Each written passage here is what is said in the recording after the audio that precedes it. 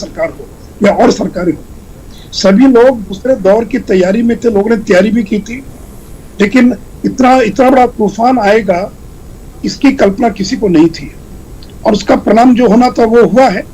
मेरे तो घर में खुद मेरे छोटे भाई की मौत हो गई, तो कोरोना के दर्द को मुझसे ज्यादा और कौन समझ सकता है, जिनके घर के अंदर, और मेरा छोटा भाई मेरे सामने उसकी मौत हो गई, हम बचा नहीं पाए।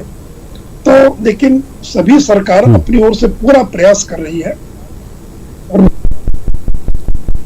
बिल्कुल, प्रयासों पर कोई सवाल नहीं है कि प्रयास सरकार अपनी तरफ से नहीं कर रही है। आपको ऐसा लगता है कि जहां तक मॉनिटर की बात है, ग्राउंड लेवल पर जो काम हो रहा है उसे ज्यादा से ज्यादा मॉनिटर करने की जरूरत है? हमने देखा कि हमने कुछ ऐसी रिपोर्ट्स भी दिखाई जिसमें जहां कमियां थी उस पर एक्शन भी लिया गया, तुरंत एक्शन लिया गया सचिव स्तर पर।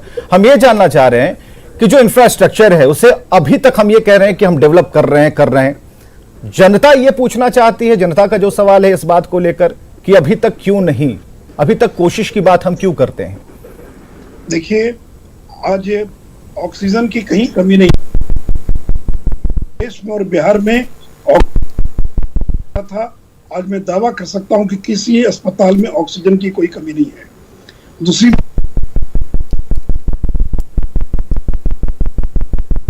है, लेकिन अब नई चुनौती आ गई ब्लैक फंगस की, और ब्लैक फंगस की जो दवा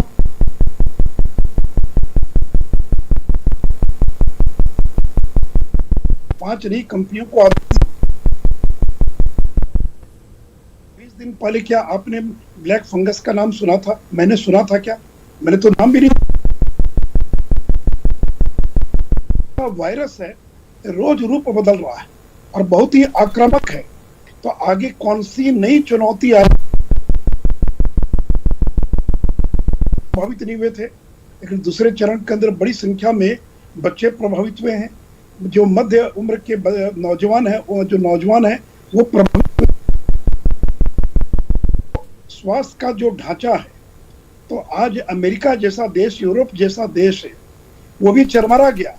वहां भी लाखों लोगों की मौत हो गई। तो जो दुनिया में स्वास्थ्य के क्षेत्र में जिनका लोहा माना जाता है, यूरोप अमेरिका के देश, पहले दौर में वहां क्या हुआ वो भी। सुशील कुमार मोदी जी हमारे साथ पटना स्टूडियो से हमारे इनपुट एडिटर ब्रजमोहन सिंह भी मौजूद हैं, और उनका भी कुछ सवाल है इसी बातों को लेकर, क्योंकि देखिए चिंतित तो हम भी हैं, आप भी हैं उतने ही, और एडिटर जो हमारे बैठे हुए हैं इनपुट एडिटर पटना में, उन चीजों को देख पा रहे हैं, क्योंकि जब वो रिपोर्टर को रिलीज करते हैं तो काफी हिम्मत रखना पड़ता है। अपना सवाल वो पूछ सकते हैं ब्रजमोहन जी। मैं ये सवाल पूछ रहा हूं कि जो पीएम केयर फंड की तरफ से वेंटिलेटर दिए गए उसका इस्तेमाल नहीं हुआ, ऑक्सीजन के वितरण को लेकर भी राज्यों के बीच में असंतोष देखने को मिला, तो इस तरह की स्थिति क्यों बनी पूरे देश में? इस तरह का जो एक जी इस तरह की स्थिति क्यों बनी पूरे देश में? सुशील कुमार मोदी जी, आपको आवाज आई? नहीं, आवाज नहीं है जी। सवाल ये है, खासकर जो ऑक्सीजन सिलेंडर की मारामारी, उसकी व्यवस्थाओं को लेकर, राज्यों के सामंजस्य को लेकर यह सवाल है मिला जुला, और यह कहा जा रहा है कि पीएम केयर फंड की तरफ से जो वेंटिलेटर मशीनें दी गई थी, आज उसकी जरूरत थी, लेकिन उसे डिस्ट्रीब्यूशन में या फिर उसके जो टेक्नीशियंस हैं उनकी कमी को दूर करने में क्यों बिहार सरकार फेल हो गई? नहीं, देखिए, ये केवल बिहार का मामला नहीं है, सभी राज्यों का मामला है। चाहे तमिलनाडु हो, चाहे केरल हो या महाराष्ट्र हो। देखिए, इसमें टेक्नीशियन का मामला नहीं है, डॉक्टर्स चाहिए, और डॉक्टर्स भी एनेस्थेटिस्ट।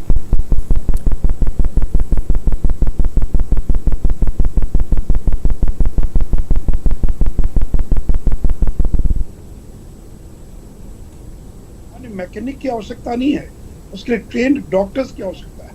और हमारे देश में डॉक्टर्स की कितनी कमी है। और मैं तो जानना चाहता हूं कि जिन लोगों ने 15 साल राज किया, एक मेडिकल कॉलेज खुला क्या? आपकी जानकारी के लिए 2005 में जब हम लोग की सरकार बनी, तब जाकर बिहार में 5 नए मेडिकल कॉलेज, और नहीं तो 30 साल में एक भी नया मेडिकल कॉलेज बिहार में नहीं खुला। अगर एक भी नया मेडिकल कॉलेज नहीं खुलेगा तो डॉक्टर कहाँ से मिलेंगे आपको? बिहार में कोई नर्सिंग कॉलेज था क्या? 50 साल में बिहार में एक भी नर्सिंग कॉलेज नहीं था। सारी नर्सेस केरल से आती थी, दक्षिण से आती थी। तो हम लोगों ने आने के बाद नर्सिंग कॉलेज हर मेडिकल कॉलेज में प्रारंभ किया है। तो देखिए, ये कोई 5 साल 10 साल के अंदर आप पूरे हेल्थ इंफ्रास्ट्रक्चर को ठीक नहीं कर सकते। और फिर बिहार जैसा राज्य जहाँ बिजली नहीं थी, सड़क नहीं थी, तो अगर आपके पास 100 रुपया सड़क पर करेंगे कि शिक्षा पर करेंगे कि हेल्थ पर करेंगे, तो यानी ये प्रायोरिटी तय करना आसान काम नहीं है। अगर आप हेल्थ पर खर्च करेंगे तो सड़क की उपेक्षा हो जाएगी। लेकिन आज हम सड़क और बिजली पर जो हम लोगों ने खर्च कर दिया, अगर बिजली नहीं होती तो क्या ये वेंटिलेटर चल पाते? क्या अगर 24 घंटे बिजली की व्यवस्था अगर हम लोगों ने नहीं की होती और केवल अस्पताल बना दिया होता, तो क्या अस्पताल के अंदर आपको 24 घंटा लेकिन सुशील कुमार मोदी जी, सवाल तो ये है, ठीक है अस्पताल बनाए गए, अस्पताल के ढांचे भी कई जगह पर ऐसे बने हुए हैं, उन पर ताले लगे हैं, जो अस्पताल हैं उनमें ऑक्सीजन पाइपलाइन की व्यवस्था नहीं है। फिर सवाल वही है कि आखिर मशीनें क्यों रखी गई? डॉक्टरों से यही सवाल हम करते हैं तो वो कहते हैं कि टेक्नीशियंस नहीं है। अब टेक्नीशियंस वाली बात हमने छेड़ दी तो फिर डॉक्टरों की बात है, और आज भी डॉक्टरों की कमी है। डॉक्टर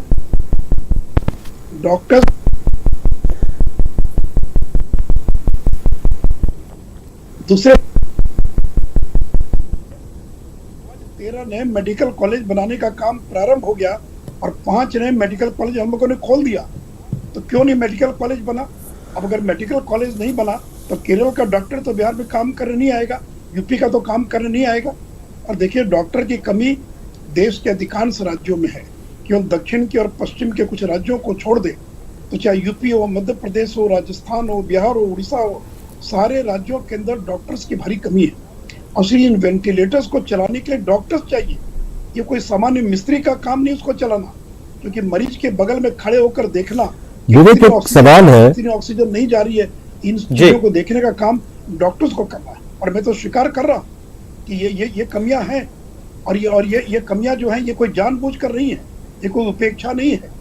लेकिन किसी ने भी ये कल्पना नहीं की थी इतना बड़ा तूफान आएगा। अभी 4 दिन पहले जो तूफान आया गुजरात में और महाराष्ट्र के इलाके के अंदर, ये तो मालूम था कि आएगा तूफान। सारे इंतजाम के बाद भी 100 लोग मर गए। तो इसलिए लेकिन 2020 में कोरोना से जो कहते हैं वो कहावत है कि दूध का जला छाछ भी फूंक कर पीता है। तो सवाल तो सुशील कुमार मोदी जी यही है कि हमने तो गर्म दूध पिया था, जुबान जल गई थी, 4 महीने 5 महीने का वक्त मिला, और मार्च से, होली के बाद से ये तांडव शुरू हो गया कोरोना का। अब 4 महीने का और वक्त मिलेगा और अगला तांडव फिर इंतजार कर रहा है। तो ऐसे में क्या उस तांडव से जूझने के लिए, जो कि बच्चों पर आफत बनकर आएगी, ये डर मन में समा रहा है। हालांकि अभी ये लिटरेचर है, दस्तावेज कुछ इस पर कुछ पक्का नहीं है। नहीं, देखिए, अभी तो हमको दूसरे दौर पर ध्यान देना चाहिए। तीसरे दौर की भी तैयारी प्रारंभ हो गई है और लोगों का आकलन है कि तीसरे दौर में बड़ी संख्या में बच्चे प्रभावित हो सकते हैं। इसलिए राज्य सरकार अस्पतालों के अंदर बच्चों के लिए आईसीयू, जो सामान्य आईसीयू है और बच्चों का आईसीयू, दोनों में अंतर होता है। तो बच्चों के लिए आईसीयू बेड, बच्चों के लिए वेंटिलेटर, वो अलग प्रकार का वेंटिलेटर होता है। तो सारी तैयारी राज्य सरकारें कर रही हैं। लेकिन अगर आपके घर में 20 मेहमान आने वाले थे और 100 मेहमान अगर आ जाएं, तो जैसी व्यवस्था चरमरा जाती है। लेकिन ऐसे भारी मेहमान को संभालना भी काफी मुश्किल होता है, क्योंकि ये मेहमान कोरोना है और कोरोना को संभालना इतना आसान नहीं। हम मान रहे हैं कि काफी सरकारी स्तर पर दिक्कत है। ब्रजमोहन जी, एक सवाल आप, हाँ ब्रजमोहन जी के पास हम चलते हैं, अपना सवाल। जी विवेक, एक सवाल है जी। अस्पतालों में जगह ना रहे तो ये भी छोटा पड़ सकता है जी। सवाल, मैं ये कोई दावा नहीं कर रहा। मोदी जी से एक सवाल है कि बिहार जैसे स्टेट में लगभग 12,000 करोड़ का बजट है हेल्थ का, क्या वो समय आ गया कि बजट को काफी बढ़ाना पड़ेगा? लेकिन आपको सरकार